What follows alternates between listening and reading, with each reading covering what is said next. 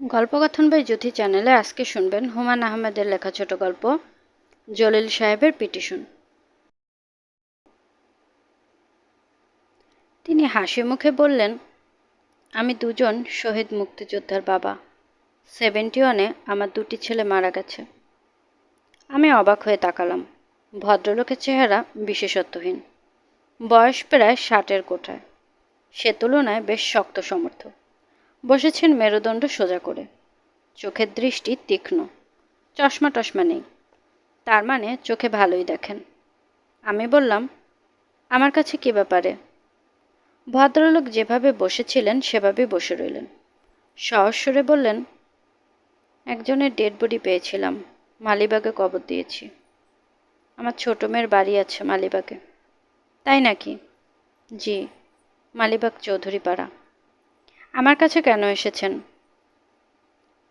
গল্পগুজব করতে আসলাম।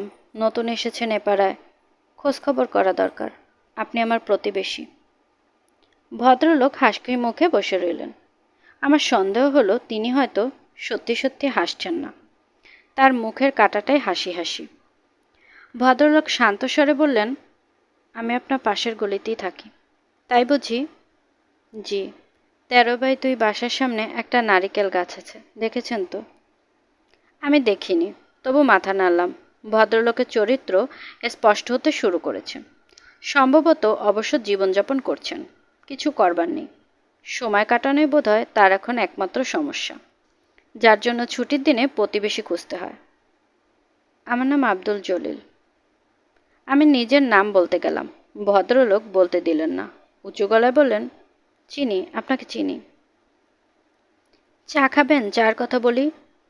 জি না, আমি চা খাই না। চা সিগারেট কিছুই খাই না। নেশার মধ্যে পান খাই। পান তো দিতে পারবো না, এখানে কেউ পান খায় না। পান আমার সঙ্গেই থাকে। ভদ্রলোক কাঁধের ঝোলাতে হাত ঢুকিয়ে পানের কৌটা বের করলেন। বেশ বাহারি কৌটা। টিফিন ক্যারিয়ার মতো 3-4টা আলাদা বাটি আছে। আমি একটা দীর্ঘ নিঃশ্বাস গোপন করলাম। ভদ্রলোক লম্বা পরিকল্পনা নিয়ে এসেছেন। সারা সকালটা হয়তো এখানে কাটাবেন। নিজের ছেলে দুটির কথা ইনিয়ে বিনিয়ে বলবেন। দুঃখ কষ্টের গল্প অন্যকে শোনাতে সবাই খুব পছন্দ করে। ভদ্রলোক একটু ঝুঁকে এসে বললেন, প্রফেসর সাহেব, আপনি কি একটা পান খাবেন? জি না। পান কিন্তু শরীরের জন্য ভালো, পিত্ত ঠান্ডা রাখে। যারা পান খায় তাদের পিত্তে দোষ হয় না। তাই নাকি? জি, পানের রস আর মধু হলো গিয়ে পিত্তের খুব বড় ওষুধ। আমি ঘড়ি দেখলাম, 10:30। আজ ইউনিভার্সিটি নেই, থাকলে সুবিধা হতো। বলা যেত, কিছু মনে করবেন না, 11টার সময় আমার একটা ক্লাস আছে। আপনি অন্য আরেক দিন হাতে সময় নিয়ে আসুন। ছুটির দিনে এরকম কিছু বলা যায় না। ভদ্রলোক তার পানের কৌটা খুলে নানা রকম মশলা বের করলেন। প্রতিটি মশলা শুকে শুকে দেখলেন। পান বানালেন অত্যন্ত যত্নে। যিনি পান বানানোর মতো তুচ্ছ ব্যাপারে এতটা সময় নষ্ট করেন, তিনি যে আজ দুপুরের আগে নড়বেন না, তাতে কোনো সন্দেহ নেই। কিন্তু আশ্চর্য, ভদ্রলোক পান মুখে দিয়ে উঠে দাঁড়ালেন। হাসি মুখে বললেন, যাই, আমি অনেকটা সময় নষ্ট করলাম। বিস্মিত হয়ে আমি আন্তরিকভাবেই বললাম, বসুন, এত তাড়া কিসের? তিনি বসলেন না। আমি তাকে সিঁড়ি পর্যন্ত এগিয়ে দিলাম। ফেরার সময় দেখি বাড়িওয়ালা বারান্দায় ভুরু কুঁচকে দাঁড়িয়ে আছে। তিনি গম্ভীর গলায় বললেন, প্রফেসর সাহেবকে ধরেছে বুঝি? সিগনেচার করেছেন? কি সিগনেচার? জলিল সাহেবের পিটিশনে সিগনেচার করেননি? পিটিশনটা কিসের? আমাকে বলতে হবে না, নিজেই টের পাবেন। হাড় ভাজা ভাজা করে দেবে, কোনো প্রশ্নই দেবেন না। অস্পষ্ট একটা অস্বস্তি নিয়ে ঘরে ফিরলাম। নতুন পাড়ায় আসায় অনেক বিরক্তিকর ব্যাপার আছে। নতুন নতুন মানুষদের সঙ্গে পরিচিত হতে হয়। সে পরিচয় অনেক সময় সুখকর হয় না। তবে জলিল সাহেবের প্রসঙ্গে ভয়টা বোধহয় অমূলক। এরপর তার সঙ্গে দুবার দেখা হলো। বেশ সহজ স্বাভাবিক মানুষ। একবার দেখা হলো গ্রিন ফার্মেসির দোকানে। তিনি হাসি মুখে এগিয়ে এলেন। প্রফেসর সাহেব না, ভালো আছেন? জি ভালো, আপনি ভালো আছেন? কই আর তো এলেন না? সময় পাই না, খুব ব্যস্ত। পিটিশনটার ব্যাপারে। আমি আর কথা বাড়ালাম না, ক্লাসের দোহাই দিয়ে রিক্সা উঠে পড়লাম। দ্বিতীয়বার দেখা হলো নিউ মার্কেটে একটা নিউজ স্ট্যান্ডের সামনে। দেখি তিনি উবু হয়ে বসে একটির পর একটি পত্রিকা দ্রুত পড়ে শেষ করছেন। হকার ছেলেটি ক্রুদ্ধ দৃষ্টিতে তাকিয়ে দেখছে। কি জলিল সাহেব, কি পড়ছেন এত মন দিয়ে? জলিল সাহেব আমার দিকে তাকালেন। মনে হলো ঠিক চিনতে পারলেন না। তার চোখে চশমা। চশমা নিয়েছেন নাকি? জি। সন্ধ্যা হলে মাথা ধরে, প্লাস পাওয়ার। ভালো আছেন তো প্রফেসর সাহেব? জি ভালো। যাব একদিন আপনার বাসায়, পিটিশনটা দেখাবো আপনাকে। 14,300 সিগনেচার জোগাড় হয়েছে। কিসের পিটিশন? পড়লেই বুঝবেন। আপনারা জ্ঞানীগুণী মানুষ, আপনাদের বুঝতে কষ্ট হবে না। আমার ধারণা ছিল সরকারের কাছে কোনো সাহায্য চেয়ে পিটিশন করা হয়েছে। সেখানে 14,000 সিগনেচারের ব্যাপারটা বোঝা গেল না। আমি নিজ থেকেও কোনো আগ্রহ দেখালাম না। জগতে অসুস্থ মানুষের সংখ্যা কম নয়। সিগনেচার সংগ্রহ করা যদি তার নেশা হয়, তা নিয়ে আমার উদ্বিগ্ন হবার কোনো কারণ নেই। কিন্তু উদ্বিগ্ন হতে হলো। জলিল সাহেব এক সন্ধ্যায় তার 14,300 সিগনেচারের ফাইলপত্র নিয়ে আমাদের বাসায় উপস্থিত হলেন। হাসি হাসি মুখে বললেন, ভালো করে পড়েন প্রফেসর সাহেব। আমি পড়লাম। পিটিশনের বিষয়বস্তু হচ্ছে, দ্বিতীয় বিশ্বযুদ্ধে 10 লাখ ইহুদি মারা গিয়েছিল। সেই অপরাধে অপরাধীর প্রত্যেকের বিচার করা হয়েছে এবং এখনও হচ্ছে। কিন্তু এদেশের 30 লক্ষ মানুষ মেরে অপরাধীরা কি করে পার পেয়ে গেল? কেন এ নিয়ে আজ কেউ কোনো কথা বলছে না? জলিল সাহেব তার দীর্ঘ পিটিশনে সরকারের কাছে আবেদন করেছেন যেন এদের বিচার করা হয়। আমি ভদ্রলোকের দিকে তাকালাম। তিনি শান্ত স্বরে বললেন, আমার 2টি ছেলে মারা গেছে, সেই জন্য আমি এটা করছি তা ঠিক না। আমার ছেলে মারা গেছে যুদ্ধে। ওদের মৃত্যুর জন্য আমি কোনো বিচার চাই না। আমি বিচার চাই তাদের জন্য যাদের ওরা ঘর থেকে ধরে নিয়ে মেরে ফেলেছে। আমার কথা বুঝতে পারছেন? পারছি। জানি পারবেন। আপনি জ্ঞানীগুণী মানুষ। অনেকেই পারে না। বুঝলেন ভাই, অনেকে মানবতার দোহাই দেখায়, বলে বাদ দেন, ক্ষমা করে দেন। ক্ষমা এত সস্তা? হ্যাঁ, এত সস্তা? আমি কিছু বললাম না। জলিল সাহেব পানের কৌটা থেকে পান বের করে সাজাতে বসলেন। শান্ত স্বরে বললেন, আপনি কি মনে করেছেন আমি ছেড়ে দেব? ছাড়ব না। আমার 2 ছেলে ফাইট দিয়েছে, আমিও দেব। মৃত্যু পর্যন্ত ফাইট দেব। দরকার হলে বাংলাদেশে প্রতিটি মানুষের সিগনেচার জোগাড় করব। 30 লক্ষ লোক মারা গেল আর কেউ কোনো শব্দ করল না। আমরা মানুষ না, অন্য কিছু? বলেন দেখি। আমি সিগনেচার ফাইল উল্টে দেখতে লাগলাম। খুব গোছানো কাজকর্ম।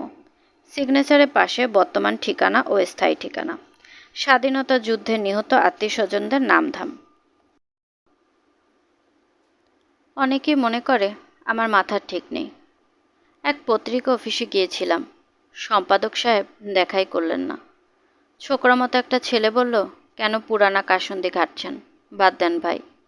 আমি তার দাদার বয়সী, অথচ আমাকে বলে ভাই। আপনি কি বললেন? আমি বললাম, তুমি চাও না এদের বিচার হোক? ছেলেটি কিছু বলে না। সরাসরি না বলার সাহস নাই। অথচ এইসব ছেলেরা কত সাহসের সঙ্গে যুদ্ধ করেছে, করে নাই? জি করেছে। আপনার বাড়িওয়ালার কথাই ধরেন।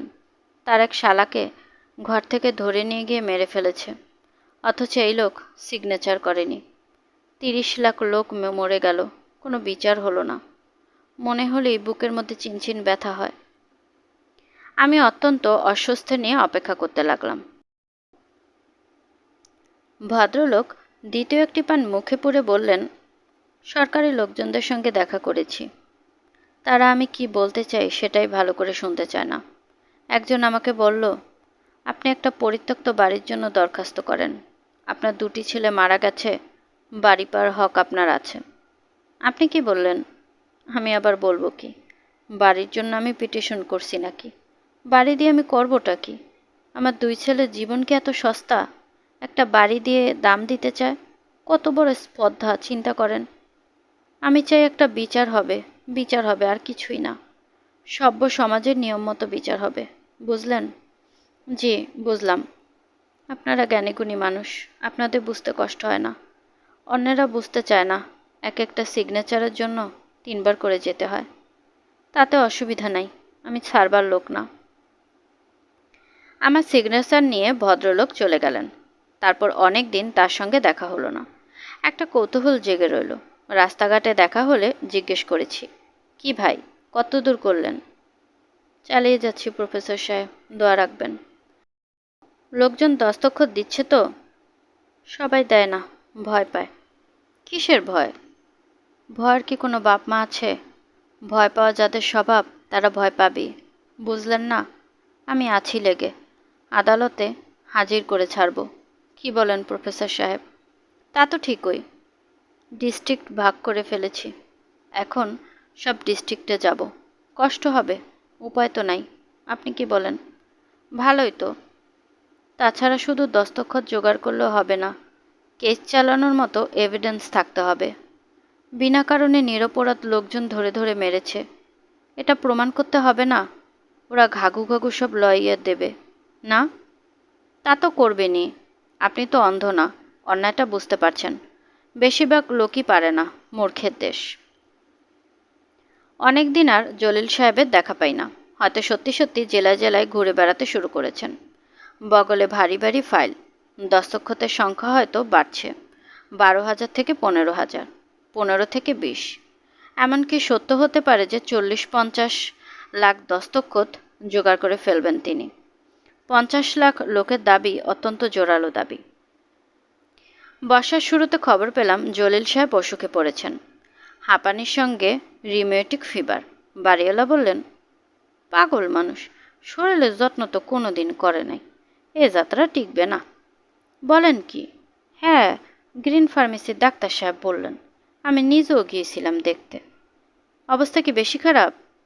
বর্ষাটা টিকে কিনা সন্দেহ। বলেন কি? খুবই খারাপ অবস্থা।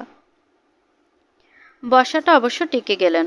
ফাইলপত্র বগলে নিয়ে আবার ঘুরতে বেরোলেন। আমার সঙ্গে দেখা হলো এক দুপুরে। আমি চিনতেই পারি না এমন অবস্থা। তিনি এগিয়ে এলেন।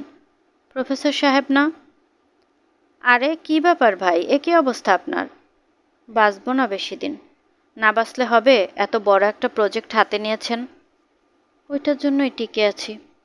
সিগনেচার কতদূর জোগাড় হয়েছে? 15,000। মাসে 300-400 বেশি পারি না, বয়স হয়েছে তো। তবে ছাড়বার লোক না আমি। না, ছাড়বেন কেন? কাঠগড়ায় দাঁড় করাবো শালাদের। ইহুদিরা পেরেছে, আমরা পারবো না কেন? কি বলেন? তা তো ঠিকই। 30 লাখ লোক মেরেছে, বুঝলেন? একটা দুটা না। বাংলাদেশের মানুষ সস্তা না, মজা টের পাইয়ে দেব। আজিমপুরের ওই পাড়ায় আমি প্রায় 2 বছর কাটালাম। এই 2 বছরে জলিল সাহেবের সঙ্গে ভালোই ঘনিষ্ঠতা হলো। মাঝে মাঝে যেতাম তার বাসায়। ভদ্রলোকের নিজের বাড়ি। দোতলাটি ভাড়া দিয়েছেন। ভাড়ার টাকায় সংসার চলে। স্ত্রী নেই, বড় ছেলের বউ তার সঙ্গে থাকে। ফুটফুটে দুটি মেয়ে আছে সে বউটির। যমজ মেয়ে বোধ করি। খুব হাসি খুশি। ভালোই লাগে ওই বাড়িতে গেলে, বউটি বেশ যত্ন করে। পিটিশন সম্পর্কে বাচ্চা দুটি ধারণাও দেখলাম খুব স্পষ্ট। একটি মেয়ে গম্ভীর হয়ে আমাকে বলল, দাদার খাতা লেখা শেষ হলে যারা আমার বাবাকে মেরেছে তাদের বিচার হবে। এইটুকু মেয়ে এত সব বোঝার কথা নয়। জলিল সাহেব নিশ্চয়ই ব্যাপারটা ওদের বুঝিয়ে ফেলেছেন। ওই পাড়া ছেড়ে চলে আসার পরও মাঝে মধ্যে যেতাম। তারপর ধীরে ধীরে যোগাযোগ কমে গেল এবং একসময় দীর্ঘদিনের জন্য দেশের বাইরে চলে গেলাম। যাবার আগে দেখা করতে গিয়েছি। শুনলাম তিনি ফরিদপুরে গিয়েছেন সিগনেচার জোগাড় করতে। কবে ফিরে আসবেন কেউ বলতে পারে না। তার ছেলের বউ অনেক দুঃখ করল। দুঃখ করার সঙ্গত কারণ আছে। একমাত্র পুরুষ যদি ঘর সংসার ছেড়ে দেয় তাহলে জীবন দুঃসহ হয়ে ওঠে। বাইরে থাকলে দেশের জন্য অন্যরকম একটা মমতা হয়। সেই কারণেই বোধ হয় জলিল সাহেবের কথা মনে পড়তে লাগলো। মনে হতো, ঠিকই তো, 30 লক্ষ লোক হত্যা করে পার পেয়ে যাওয়া উচিত নয়।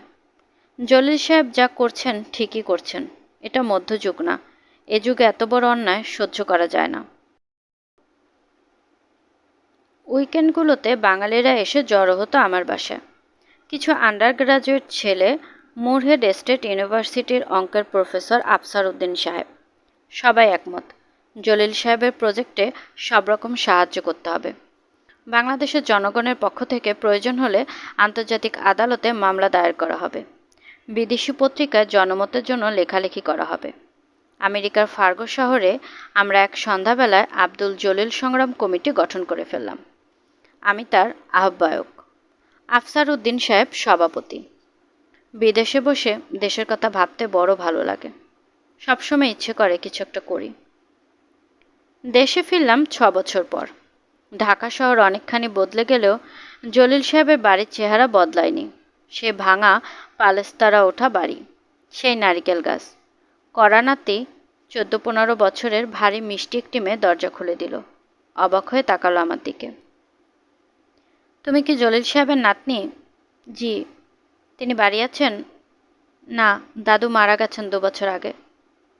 ও, আমি তোমার দাদার একজন বন্ধু। আসুন, ভেতরে এসে বসুন। আমি বসলাম কিছুক্ষণ। মেয়েটির মার সঙ্গে কথা বলার ইচ্ছে ছিল। ভদ্রমহিলা বাসায় ছিলেন না, কখন ফিরবেন তারও ঠিক নেই।